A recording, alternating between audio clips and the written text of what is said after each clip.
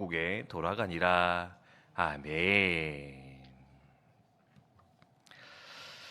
오늘 읽은 본문의 말씀은 예수님의 탄생을 축하하기 위해 먼 길을 걸어왔던, 먼 길을 지나왔던 동방박사들의 이야기를 우리에게 들려주고 있습니다.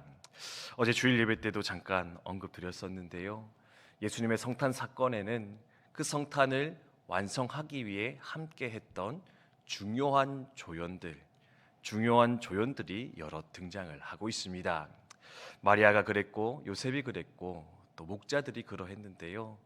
동방박사 원래 살펴볼 순서인데 보지 않겠다 어제 말씀을 드렸어가지고, 근데 또 생각해 보니 살펴보지 않고 넘어가는 것은 좀 아쉽겠다 싶어서 오늘은 이 동방박사들의 아름다웠던 믿음의 본, 아름다운 섬김의 본이 무엇이었을까 한번 좀 묵상하면서, 또한 그들의 마음으로 얼마 남지 않은 이 성탄을 함께 준비하기로 작정하고 다짐하는 이 아침이 되었으면 좋겠습니다.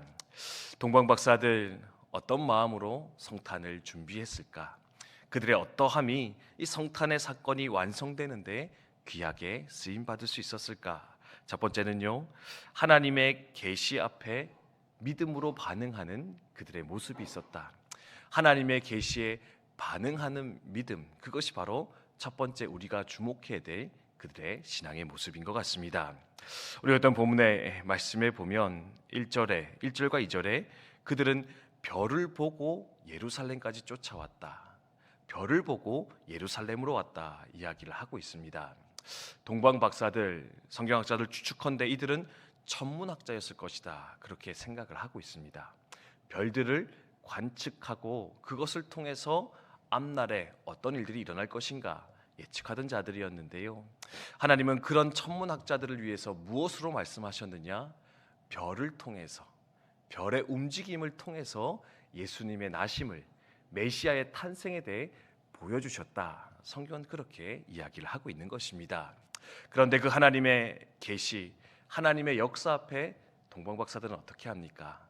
그냥 무시한 게 아니고요, 모른 척한 것이 아니라, 아하, 이것이 뭔가 특별한 일이 일어나겠다고 하는 하나님의 계시와 역사일 것인데, 그 계시 앞에 반응하기로, 그 하나님의 말씀 앞에 내가 순종하며 나아가기로 결단하였을 때 그들은 이 놀라운 성탄의 사건 가운데 함께 하게 되었다. 성경은 말씀하고 있는 것입니다.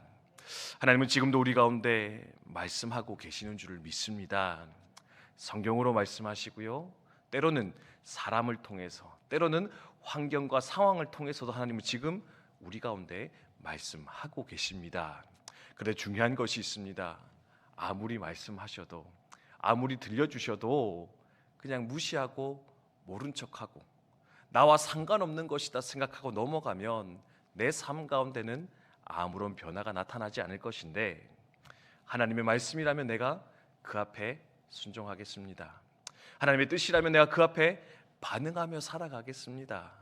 그 깨어있는 영혼으로, 깨어있는 마음으로 하나님의 그 계시에 반응하며 살아갈 때 우리 삶 가운데는 이 하나님의 역사가, 하나님의 뜻이 아름답게 이루어지며 열매 맺어 갈 것인데, 첫 번째로는 하나님의 계시, 하나님 말씀하실 때 반응하고자 하는 이 믿음의 결단이 우리가 본받아야 될 소중한 모습이지 않을까 생각할 수 있을 것 같습니다.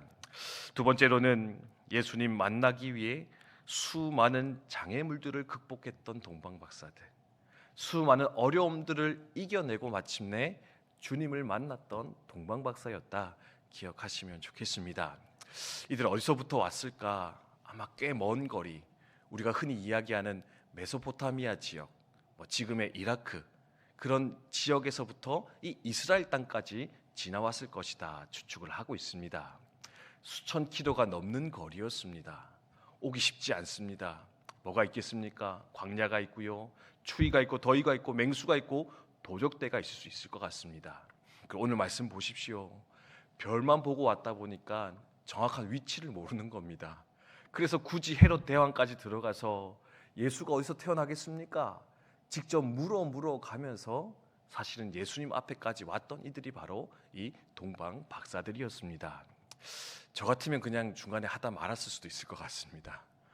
이거 뭐 별은 일단 보고 왔는데 길도 너무 험하고 멀고 어렵고 찾기도 어려운 그 순간, 그래서 수없이 포기하고 싶은 마음이 계속해서 교차되어 나타날 수 있었던 것이 바로 이 동방박사들의 상태였을 것인데, 그들 어떻게 합니까?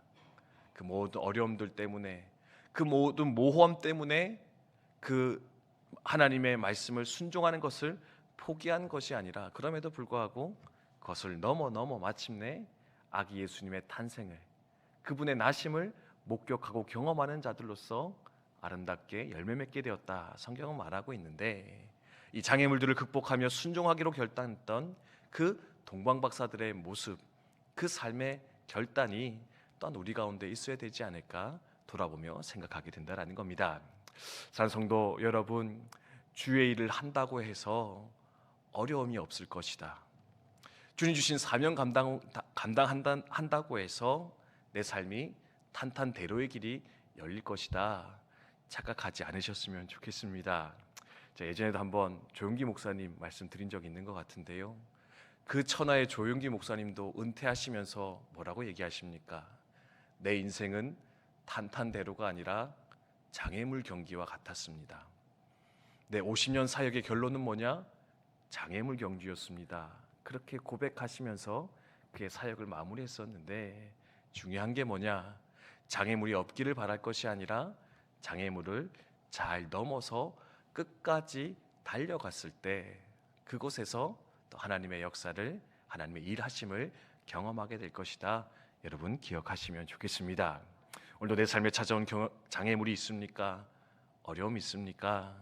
하나님 의지하면서 바라보면서 뛰어넘어 마침내 하나님께서 예비하신 그 자리까지 나아갈 수 있는 저와 여러분이 되셨으면 좋겠습니다.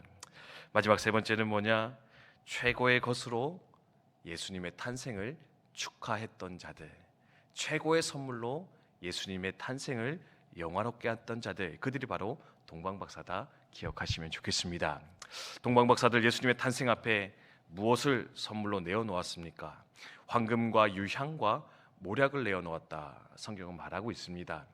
어떤 성경학자들은 이 보물들, 이 선물들의 의미가 무엇이겠는가 추측하는 경우들이 많이 있는데, 사실 그게 막 정확하진 않을 것 같고요. 가장 확실한 것은 뭐냐? 가장 좋은 선물, 그들이 내어놓을 수 있는 최선의 것으로서 예수님의 탄생을 축하했더니 그들이 바로 동방박사였다. 여러분 기억하시면 좋겠습니다. 황금은 뭐냐? 보석 중에서 가장 좋은 것이었습니다. 유향과 모략은 뭐냐? 유향, 기름, 향이 나는 기름 중에서 가장 좋은 것이 바로 유향과 모략이었다, 그렇게 알려지고 있습니다. 그들은 먼 길을 달려왔습니다. 그것조차가 참으로 귀하고 아름다운 헌신이었죠. 근데요, 그것으로 끝나는 것이 아니라 황금과 유향과 모략, 자신이 내어드릴 수 있는 최선의 것, 최고의 것으로서 예수님의 탄생을 축하하며 기뻐하고 있는 이 동방박사들의 모습 발견하게 되는데, 하나님, 우리도 이 성탄, 주님의 탄생, 주님의 이 땅에 오심을 기억하면서 우리가 가지고 있는 최선의 것, 최고의 것으로서 주님을 기뻐하고 영화롭게 할 줄 아는 우리가 되게 하여 주시옵소서. 이 성탄이 되게 해 주십시오. 함께 소망하며 나아갔으면 좋겠습니다. 주신 말씀 기억하며 함께 기도했으면 좋겠습니다.